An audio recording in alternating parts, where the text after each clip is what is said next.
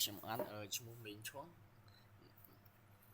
ថ្ងៃនេះខ្ញុំមក review នៃ website ថ្មីរបស់ខ្ញុំដែលខ្ញុំបានចងក្រងក្នុងរយៈពេលមួយថ្ងៃបន្ទាប់ពី website ចាស់ដែលខ្ញុំបានខូចអញ្ចឹងក្នុង website ថ្មីនេះគឺអញ្ចឹងគឺយើងមើលទៅលើ product និង information ដែលយើង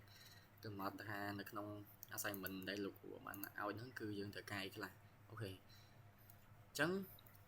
បន្ទាប់ពី code ឥឡូវ code នៃ PHP គឺខ្ញុំមានចំនួនប៉ុណ្ណឹងហើយអ្នកអាចមើលបានមានតែប៉ុណ្ណឹងទេ structure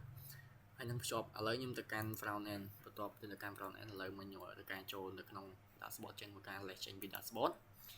អញ្ចឹងអូខេបន្ទាប់ពីយើងលេខចេញ dashboard ហើយយើងឃើញទៅនៅ home page នោះគឺ index.php អញ្ចឹងនៅក្នុង index.php ហ្នឹងនៅក្នុង website របស់យើងគឺយើងមាន header footer ហើយនឹងមានឧទាហរណ៍ដូចជា login register add account និង admin សម្រាប់យើងគ្រប់គ្រងនៅ website របស់យើងនៅក្នុងនោះគឺមានផលិតផលថ្មីហើយគឺមាន footer នៅខាងក្រោមអញ្ចឹងគឺក្នុងនោះគឺអត់មាន menu ទេបានបែងចែក menu ភាសាររយៈពេលខ្លីអញ្ចឹងនៅក្នុងនេះខ្ញុំចង់និយាយទី1ហ្មងអញ្ចឹងឧទាហរណ៍ថាអញ្ចឹងយើងចង់ login អូខេបន្តយើង login យើងអត់តបាន login ភ្លាមៗទេយើងបើសិនជាយើងមិនមែនជា register យើងអត់តមានឈ្មោះអញ្ចឹងយើងត្រូវការចុច register ដើម្បីចុចបញ្ចូលឈ្មោះនៃ register អញ្ចឹងឈ្មោះផ្ទាល់ខ្លួនរបស់យើងខ្ញុំថាកៅរដ្ឋាអូខេហើយ set up password របស់គាត់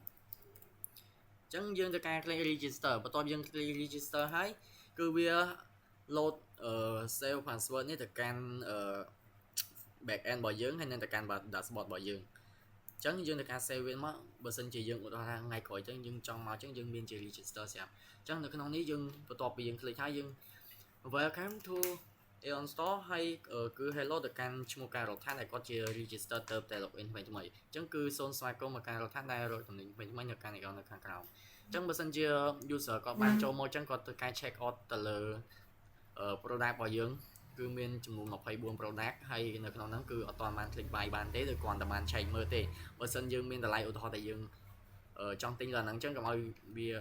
real ដៃអញ្ចឹងកុំឲ្យគិតតម្លៃអត់ដឹងខ្លួនអញ្ចឹងបើសិនជា user គាត់ចង់ទិញគាត់អាច click ទៅលើ card អូខេបន្ទាប់ click ទៅលើ card ហើយនៅក្នុងនោះគឺវា alert មកនៅក្នុងheader នៅក្នុង header គឺមាន on card និងមាន home និង logout ហើយនឹង footer ហើយនឹង body របស់វាគឺជាយក card របស់យើងដើម្បីយើងទៅ go to shopping អូខេបន្ទាប់ពីយើង go to shopping គឺវា alert មកនៅ index PHP របស់យើងគឺជា home page របស់យើងអញ្ចឹងនេះគឺ alert ឈ្មោះថាស្វាគមន៍នៅកាន់កៅរដ្ឋាដែលគាត់ជា register ទៅបានដែល login នៅថ្មីអញ្ចឹងនៅក្នុងហ្នឹងមាន dashboard មាន logout ហើយនឹង admin អូខេអញ្ចឹងនៅក្នុង platform ថ្មីឧទាហរណ៍ថាកៅរដ្ឋាហ្នឹងគឺគាត់ចង់ទិញ product ឬក៏ចង់ add product ហ្នឹងដើម្បីឲ្យយើង order គាត់ order ឲ្យដើម្បីយើងដឹងឬគាត់រៀបចំអីវ៉ាន់ហ្នឹងឲ្យគាត់អូខេអញ្ចឹងឧទាហរណ៍ថាគាត់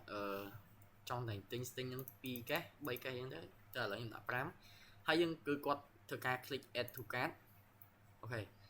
គាត់ click add to cart អញ្ចឹងនៅក្នុង add to cart ហ្នឹងគឺ load ចំនួន5អូខេចំនួន5ដែលគាត់បានទិញមិញហ្នឹងគឺចំនួន5កេសហើយគាត់ទិញនៅកាន់កាហ្វេមួយទៀតគឺគាត់យក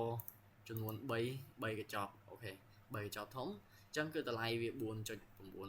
ចឹងគាត់ត្រូវការ add to cart ទៅគឺវា alert ចូលទៅ add to cart របស់យើងទាំងអស់វាបាន6អញ្ចឹងយើងត្រូវការទៅ review ជាមួយការប្រកបដែលគាត់បានទិញឧទាហរណ៍ថាអាហ្នឹងគឺជា dashboard របស់គាត់ឬក៏យើងជាថា report ឬក៏ receipt របស់គាត់ដែលគាត់ត្រូវបានទិញយើងបានកំណត់ជាក់លាក់របស់គាត់បើសិនជាគាត់ចង់ដកអាហ្នឹងចេញអញ្ចឹងដកមួយឬគាត់ចង់បូកថែមអញ្ចឹងយើងអាចបន្ថែមនៅក្នុងបានបន្ទាប់ពីគាត់មកកាន់ cashier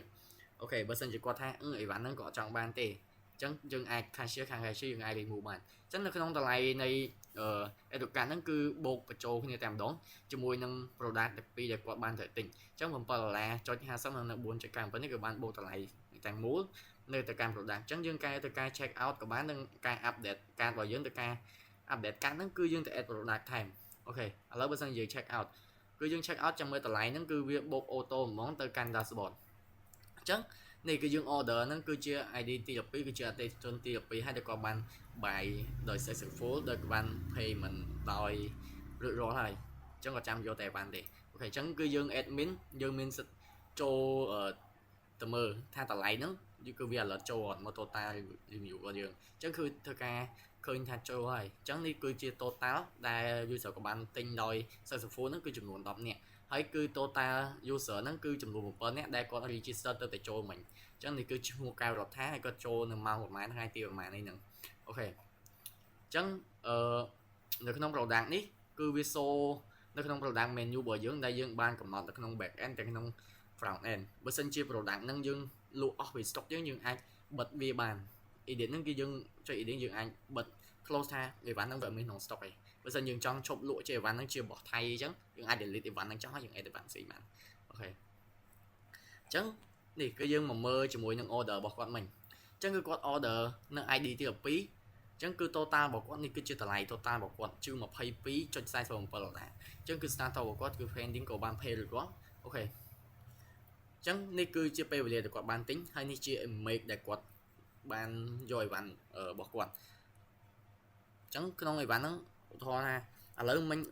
ខ្ញុំអត់បានឲ្យមើលនៅ dashboard នៅតម្លៃ total នៃ order អញ្ចឹងយើងត្រូវការឆែកមើលតម្លៃ total នៃ revenue អូខេអញ្ចឹង 79.67 អញ្ចឹង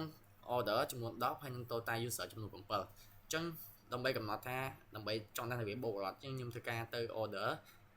ម្ដងទៀតដោយទៅកាន់បង្កើតជា register ថ្មីអញ្ចឹងខ្ញុំធ្វើការ log out ចេញពី dashboard ហើយខ្ញុំចុចទៅលើ register អញ្ចឹងគឺយើង tick name គាត់ថ្មីដាក់ឈ្មោះថាអូខេ so one ណារ៉ាហើយយើង set up password របស់គាត់ទៅដើម្បីគាត់ចងចាំថាគាត់ចូលមកហើយគាត់ចង់ដាក់ទៅដើម្បីជា register យើងគ្រាន់តែមកយើងគ្រាន់តែចុច click ហើយយើង log in យកតែម្ដងអូខេអញ្ចឹងយើងដាក់ password របស់គាត់ចង់ដាក់ម៉ាន់ខ្ទង់ក៏បានដែរអញ្ចឹងយើងការ click register បន្ទាប់ពី register ហើយនេះគឺវា alert ទៅកាន់ back end ដែលខ្ញុំបាននិយាយមិញហ្នឹងអញ្ចឹងខ្ញុំទៅការទៅមើល back end ឲ្យមើលសិនអញ្ចឹងថាយើងuser ហ្នឹងក៏បាន alert នៃ user ហ្នឹងឲ្យអត់អូខេអញ្ចឹងនេះគឺឈ្មោះសវណ្ណារាហើយគឺនេះគឺ set up password ហើយគឺតម្លៃ role នៃនេះគាត់គឺជា user មិនជា admin ទេហើយនេះគឺជា related ដែលគាត់បានប្រកាន់នៅពេលវេលាដែលគាត់ register ម៉ោងប្រហែលឬក៏ពេលវេលាណាថ្ងៃណាអូខេអញ្ចឹងនៅក្នុងហ្នឹងបន្ទាប់ពីគាត់ register ហើយនៅក្នុងគឺគាត់មានសិទ្ធិមើលទៅលើ menu របស់យើងដែលនៅក្នុង menu ហ្នឹងគឺមានលក់នៃ product របស់យើងមានចំនួន24 product ហើយគាត់មើលថា event ហ្នឹងគាត់ចង់ទិញ event មួយណាឧទាហរណ៍ event គាត់ចង់ទិញដូចជាresume fresh meal អញ្ចឹងគឺគាត់អត់តន់ចុច click buy បានទេដោយសារយើងមាន option ឆែកមើលនៃ menu ឯងអញ្ចឹងបើសិនជាគាត់ចង់ទិញគឺគាត់អាចចូលទៅកាន់ add to cart អញ្ចឹងដើម្បីបញ្ជាក់នេះគឺជាឈ្មោះ user អញ្ចឹងគឺយើង hello មកសវណ្ណារាដែលគាត់ជា user អូខេអញ្ចឹងបើគាត់ចង់ទិញក៏អាច click ទៅលើ cart ហើយនៅក្នុង click ទៅលើ cart ហ្នឹងគឺវាមាន alert នៃ Aeon Store នៃ cart Aeon Store នៃ cart ហ្នឹងគឺមាន home page និង log out ដែលគាត់ចង់លេខចេញហើយនឹង home គឺគាត់ចុចទៅកាន់ទំព័រដើមដែលគាត់មិនទាន់ register ទេអញ្ចឹងបើសិនជាគាត់ចង់បាយអញ្ចឹងគឺគាត់ចុច code shopping អូខេអញ្ចឹងបន្ទាប់ពីចុច code shopping មុនហ្នឹង index php ក៏អត់មានពាក្យថាស្វាគមន៍សវណ្ណារាគឺ dashboard អីទេអញ្ចឹងបន្ទាប់ពីយើង register ហើយគាត់ធ្វើការ add to cart ហើយគឺយើងមានពាក្យថាស្វាគមន៍នៃសវណ្ណារាហើយអូខេអញ្ចឹងផលិតផលថ្មីរបស់យើងនេះគឺមានរហូតនៅក្នុង stock ឧទាហរណ៍ថាមិញគាត់ចង់ទិញថាទៅលើ resume នេះអញ្ចឹងគាត់ធ្វើការ add បានឧទាហរណ៍ទៅគាត់ចង់ទិញ3ដបអូខេអញ្ចឹងហើយគាត់ចង់ទិញបូកជាមួយនឹង sandwich ចំនួន2ឬក៏3 4អញ្ចឹងទៅអូខេអញ្ចឹងយើងធ្វើការ add to cart ទៅអញ្ចឹងresume ហ្នឹងគឺ add ទៅ to cart នេះចំនួន3ហើយមិញតម្លៃមិញគាត់ add អានេះចំនួនsandwich ចំនួន3អូខេអញ្ចឹងគឺវា add ទៅកាន់ add to cart របស់យើងនេះគឺវាឡើង6អញ្ចឹងដើម្បីយើងគាត់ click បានហើយអញ្ចឹងយើងក្នុងសិទ្ធិជា cashier ឬក៏អ្នកកាន់នៅ website ហ្នឹងដើម្បីឲ្យដឹងនៃជា visit ដែលគាត់បានទិញឬបាន order គឺយើង click ទៅលើ cart អញ្ចឹងគឺយើង check out ហើយគឺយើងបញ្ជាក់ទៅលើគាត់បើសិនជាគាត់ចង់បាននៅតម្លៃរបស់ហ្នឹងហើយតម្លៃប៉ុណ្ណឹងតាមជាក់ស្ដែងបើសិនជាគាត់ចង់បូកថែមគឺយើងអាចបូកបានឬគាត់ចង់ដកឬគាត់ចង់ដកមួយមុខហ្នឹងចេញគឺយើងអាច remove បានអញ្ចឹងគឺតម្លៃនេះគឺវាបូកឲ្យស្រាប់មកអញ្ចឹងយើងត្រូវការ check out ទៅដើម្បីយើងទៅ check មើលថាវា load តម្លៃ auto ទៅកាន់ dashboard របស់យើងអត់នេះគឺជា order នៃ ID ទី13នៃអតិថិជនលេខរៀងទី13ដែលគាត់បានបាយនឹង successful អូខេអញ្ចឹងយើងបានឃើញហើយទៅនេះtotal order របស់យើងគឺគាត់បានបាយហើយគាត់បាន payment ឲ្យយើងហើយគឺចំនួន11នេះហើយ total user នេះគឺចំនួន8បូកថ្មីមិញហើយនឹងនេះគឺជាតម្លៃទឹកលុយដែលយើងបានបូកបន្ថែមដោយវាអូតូតែម្ដងជាមួយនៅក្នុងការលក់ក្នុងមួយថ្ងៃអញ្ចឹងគឺ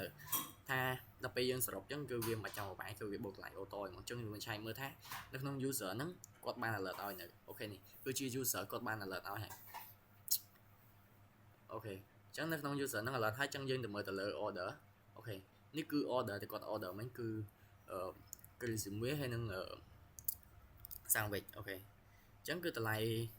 $13ហ្នឹងបូកហ្នឹងនឹងតម្លៃពេលវេលាហ្នឹងគឺវាបានបូកអូតូមកហើយមកកាន់ dashboard របស់យើងនេះ welcome to main channel នេះគឺជាឈ្មោះរបស់ខ្ញុំជា admin ជា dashboard អូខេគ្រប់គ្រងនៃ dashboard ហ្នឹងទាំងមូលអញ្ចឹងយើងទៅមើលថានៅក្នុងនេះនៅក្នុង front end យើងទៅមើលនៅក្នុង back end ម្ដងនៅក្នុង back end ហ្នឹងយើងចង់ដឹងថា user ហ្នឹងគាត់បាន load ឈ្មោះទៅក្នុងការ buy ឬ order នៃ product របស់យើងឬ order item អត់អញ្ចឹងនេះគឺជាតម្លៃរបស់គាត់គឺ ID រៀងទី17ដែលបាន check ហើយដែលបាននេះគឺ16នៃ Prismia ហើយនឹង15នេះគឺតម្លៃនៃ ID នៃនេះរបស់យើង product របស់យើងអញ្ចឹងយើងទៅមើលថា order គាត់បាន order load ចូលនៅនេះគឺជាតម្លៃ load ចូលនៃ user គឺជាលេខរៀងទី13ហើយគឺជា total របស់គាត់ហើយនឹងalert auto image នឹងពេលវេលាអូខេអញ្ចឹងអត់មាននេះទៀតនៅក្នុងប៉ុណ្ណឹងគឺអស់ហើយនៅក្នុង dashboard back end និង front end គឺមានតែប៉ុណ្្នឹងទេបើសិនជាយើងឧទាហរណ៍ថាយើងចង់ log out អញ្ចឹងពេលនេះគឺយើងអាច log out បានដោយសារ admin ហ្នឹងបើសិនជាយើងចុចចូលតើយើងប្រើ password ដើម្បីបញ្ជាក់ដោយសារយើងខ្ញុំមិនបានមក admin ហើយនៃ password អូខេអញ្ចឹងជាឧទាហរណ៍ថាគាត់អ្នកផ្សេងមកថ្មីអញ្ចឹងគឺអាច register ឬក៏គាត់អ្នកអតិថិជនចាស់គាត់អាច log in នៅ email របស់គាត់ដែលធ្លាប់register ពីមុនមកអូខេអញ្ចឹង project ការរបស់ខ្ញុំមានតែប៉ុណ្្នឹងទេ